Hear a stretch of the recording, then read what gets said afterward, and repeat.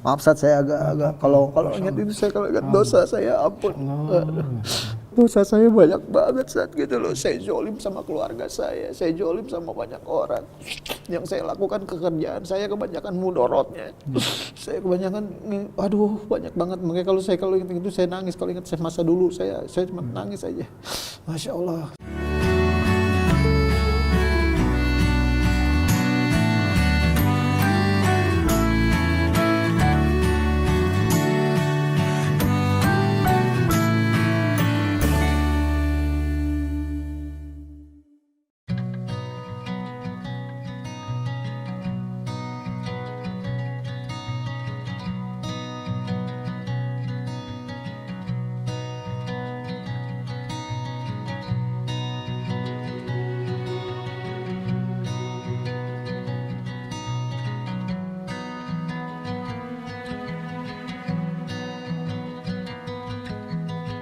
A'udzubillahi minasyaitonirrajim. Bismillahirrahmanirrahim. Innal hamdalillah la haula wala quwwata illa billah.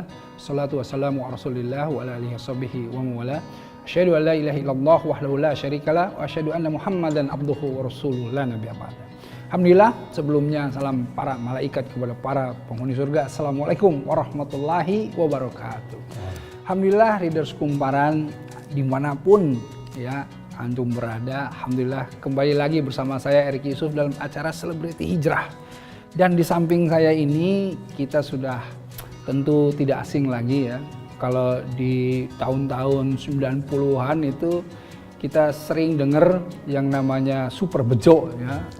Ini ada aktornya itu Edwin Jody. Nah, sekarang saya ditemani oleh ini Mas Jody Didi Sumantri Super Bejo.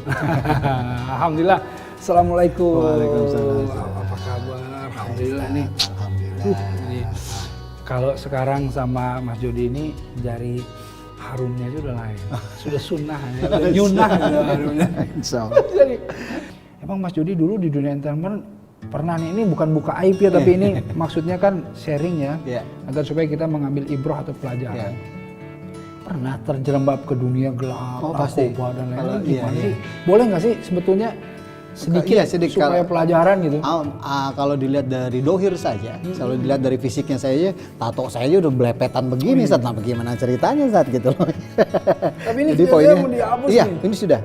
ini sudah 5 kali, ini sudah 8 kali kalau nggak salah. Susah bahkan di sini ya? sudah hilang, bahkan yang ini udah hilang. Ini sudah hilang. Bisa hilang. Iya, jadi ini hanya udah beberapa kali ini hilang gitu. Jadi saya nggak usah cerita banyak, dan inilah dari hasil itu. jadi ini nggak usah cerita banyak, itu kelihatan. Iya, udah gitu. Jadi pernah masuk ke dunia seperti itulah ya. Dan kemudian yang dulu dirasakan pada saat itu fun-fun aja gitu. Iya, cuma kan dia nggak long term. Jadi ketika kita masuk ke sana, kita berbuat sesuatu maksiat dan durasinya sedikit sekali.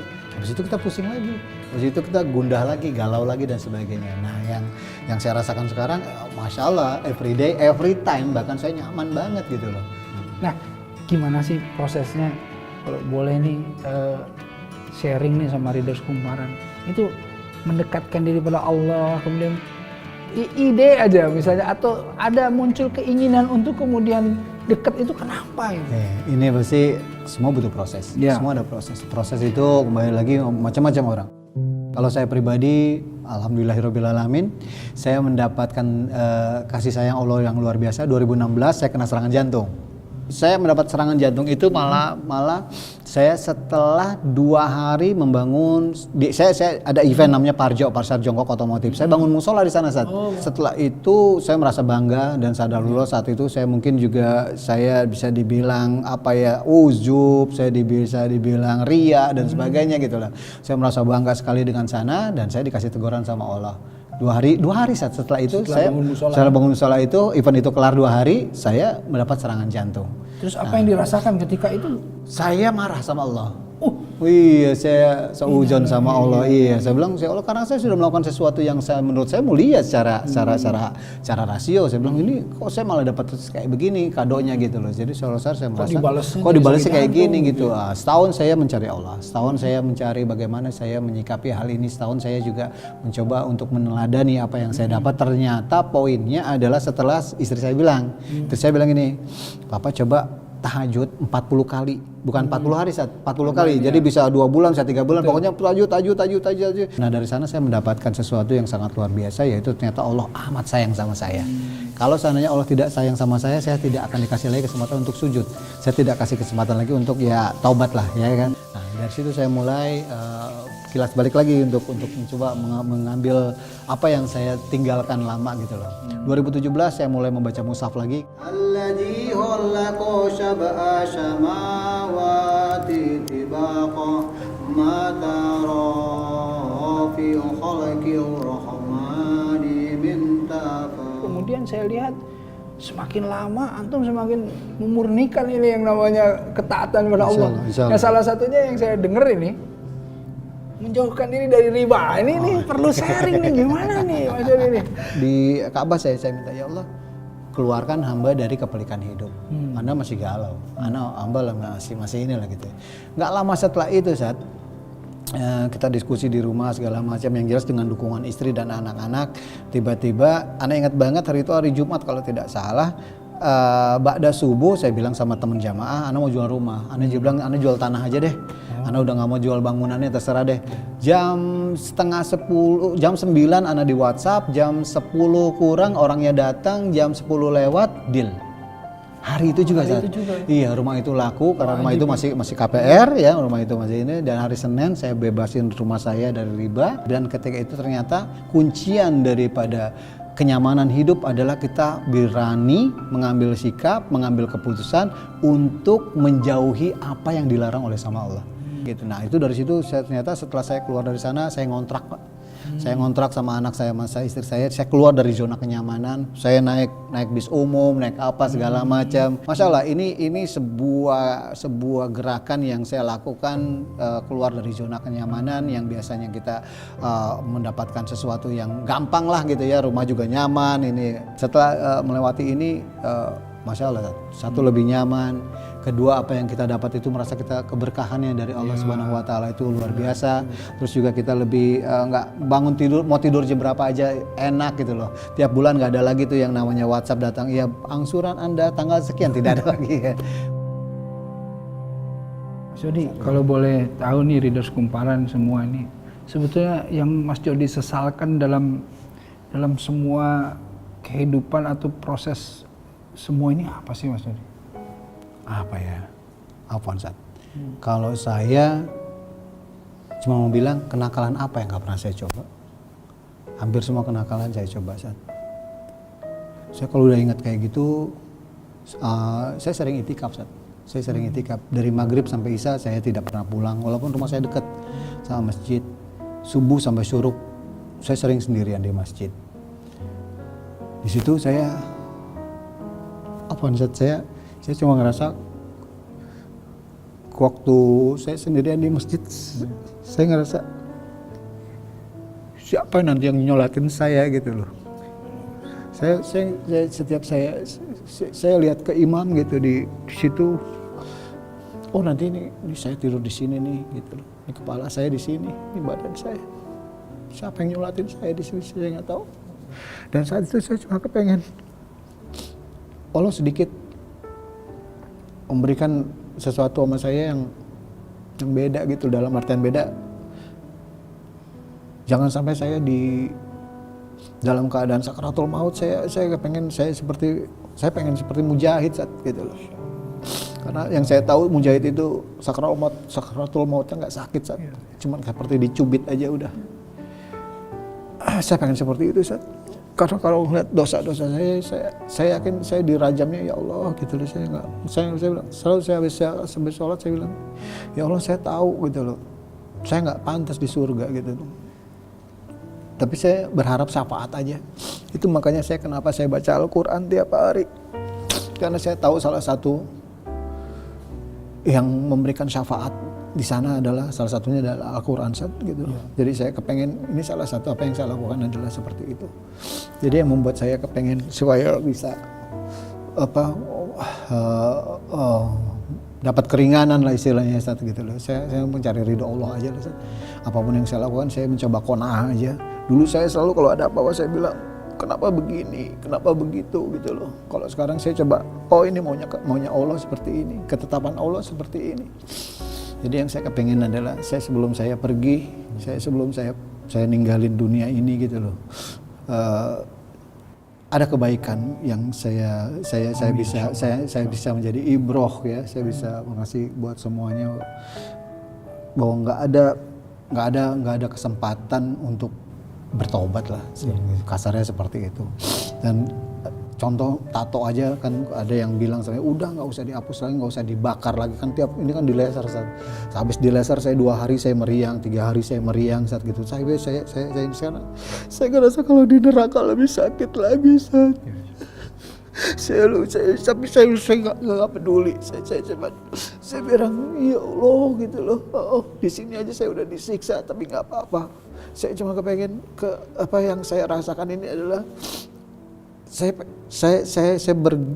punya niatan, ya Allah saya pengen di hadapanmu tuh punya apa biar saya pengen bersih gitu loh. Saya cuma nyari ridho Allah itu aja intinya, nggak ada lagi saya mau ngapa-ngapain gitu loh. Maaf Ustaz, saya agak kalau ingat ini kalau ingat dosa saya ampun.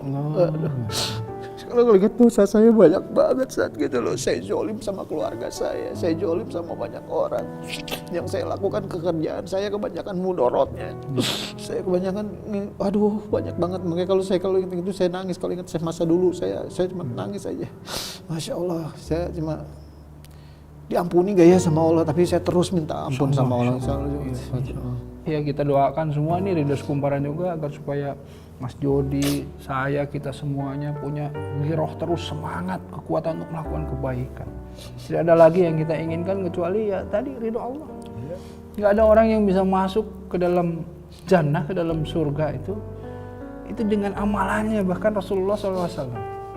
Tetapi karena apa? Karena rahmat Allah, karena ampunan Allah, karena magfirah Allah. Mas Jody insya Allah ya. Nah saya terakhir nih Mas Jody, sekarang nih kesibukannya apa aja sih Mas Jody, biar nanti Ridhos Kumparan nih kalau mau silaturahim sama Jody ini di mana, nanti mau ketemu di mana, ingin Masya Allah, ngobrol lebih banyak, sharing lebih banyak di mana, kesibukannya apa aja sekarang? Saya banyak dipanggil sama teman-teman. Sekarang nih kajian kan lagi banyak Ustaz. Saya disuruh jadi mereka untuk sharing hijrah ya seperti inilah Ustaz. Kita cerita-cerita aja dulu ketika kita mulai berhijrah ya, kita akan dijauhi teman-teman, kita akan dijolimi segala macam, dan terakhir adalah ya itu tadi masalah ekonomi. Makanya ada beberapa teman-teman saya yang tanya ke saya gitu, Jod, saya mau dong gue hijrah gitu. Awal yang saya lontarkan ke dia adalah satu, lu siap miskin nggak gitu loh. Karena ini yang pertama diuji ya sama Allah adalah masalah ekonomi. Jadi yang jelas hijrah itu bukan seberapa cepat kita melangkah, tapi seberapa kuat kita bertahan. Nah, jadi kan udah masuk ke usia ini ya, hampir 50 emas ya. usia emas ya. Mas. Nah, kira-kira harapannya nih usia sekarang nih apa nih Mas Jody nih untuk saya di usia sekarang? Nah kalau ngomong usia saya ini saat ampun, Ana pokoknya tiap hari hanya berpikir bahwa hari ini Ana terakhir ketemu antum. Masya Allah. Hari ini Ana ketemu terakhir dengan semuanya. Ana hari ini ketika Ana bangun tidur, ya Allah Ana dikasih kesempatan lagi untuk sujud nih gitu loh. Jadi setiap hari yang saya pikirkan adalah masalah bagaimana saya cara dipanggil, karena saya pengen dipanggil dalam keadaan membaca Al-Quran, saya pengen dipanggil dalam keadaan sujud. Kalau harapan saya ke depan bahwa saya tetap di istiqomah. Saya nggak mau, saya tolong doakan saya istiqomah gitu loh. Saya tetap seperti ini, saya tidak mau berubah, saya tetap mau ke masjid, saya tetap nggak terlena dengan yang lain, walaupun yang namanya ujian itu banyak banget gitu loh. Dan yang paling penting lagi adalah kedepannya saya pengen menularkan apa yang saya ya seperti ini saya ingin menularkan kepada teman-teman yang mau hijrah. Pokoknya jangan takut miskin ketika antum yakin sama Allah Subhanahu Wa Taala yang menjamin keseluruhannya.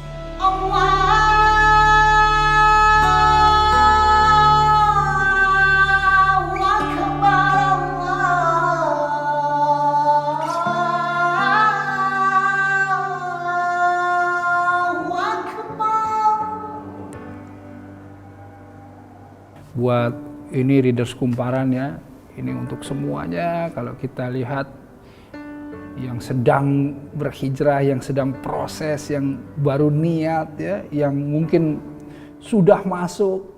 Nah ini semuanya tidak akan selesai yang namanya ujian. Yuk kita doain yuk, kita sama-sama berdoa untuk Mas Jody, untuk saya, untuk kita semuanya. Yuk kita sama-sama satuin doa kita. Ayo kita tundukkan hati kita satukan doa kita. A'udzubillahi minasyaitonirrajim. Bismillahirrahmanirrahim.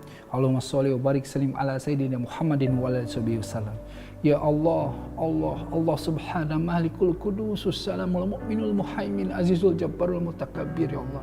Ya Allah ya hayyu ya qayyum ya Allah ya rahman ya rahim. Ya Allah tetapkan hati kami dalam agamamu ya Allah. Tetapkan keimanan kami kepadamu ya Allah. Ya Allah kuatkanlah hati yang masih lemah ini ya Allah. Yakinkan hati yang masih ragu-ragu ini ya Allah. Ya Allah ya hayyu ya qayyum birahmatika astaghits. Aslih lisani kullahu takilni la nafsi tarfatal lahni minan nas. Ya Allah, Engkaulah yang menghidupkan kami ya Allah. Engkaulah yang mengurusi kami setiap detiknya ya Allah. Ya Allah dengan rahmat-Mu kami memohon pertolongan-Mu ya Allah. Perbaiki kehidupan kami ya Allah. Perbaiki kehidupan keluarga kami, saudara-saudara kami, sahabat-sahabat kami semua ya Allah. Perbaiki kehidupan kami ya Allah. Kami ini makhluk yang tiada berdaya, la haula wala quwwata illa billah. Karenanya beri kami kekuatan untuk menghadapi ujian ini ya Allah. Ya Allah, mudahkanlah ujiannya, ringankanlah ya Allah, tuntunlah ya Allah, bimbinglah ya Allah, ampuni ya Allah. Jangan Kau hukum kami jika kami lupa atau bersalah ya Allah. Ya Allah, dan jangan Kau biarkan kami dengan ujian-ujian kami walau sekejap mata pun ya Allah. Terus hadirlah bersama kami ya Allah. Ihdinas syiratal mustaqim. Tuntunlah di jalan yang lurus, di jalan yang Kau ridho ya Allah. Ya Allah, Rabbana zalamna anfusana lam taghfir lana wa tarhamna lanakunanna minal khasirin. Rabbana atina fid dunya hasanah wa fil akhirati hasanah wa qina adzabannar. Amin ya Allah. Amin ya rabbal alamin. Alhamdulillah, Readers Kumparan dimanapun Anda berada, insyaallah semoga program Selebriti Hijrah ini menjadi inspirasi buat kita semua dan semoga menjadi kunci kendaraan kita ke surga kelak. Insyaallah semoga semua Readers Kumparan juga mendapatkan berkah dan rahmat dari Allah, mendapatkan kekuatan untuk selalu istiqomah di jalan Allah. Saya Erik Yusuf dan juga Didi Sumantri. Saya izin pamit ya. Assalamualaikum warahmatullahi wabarakatuh.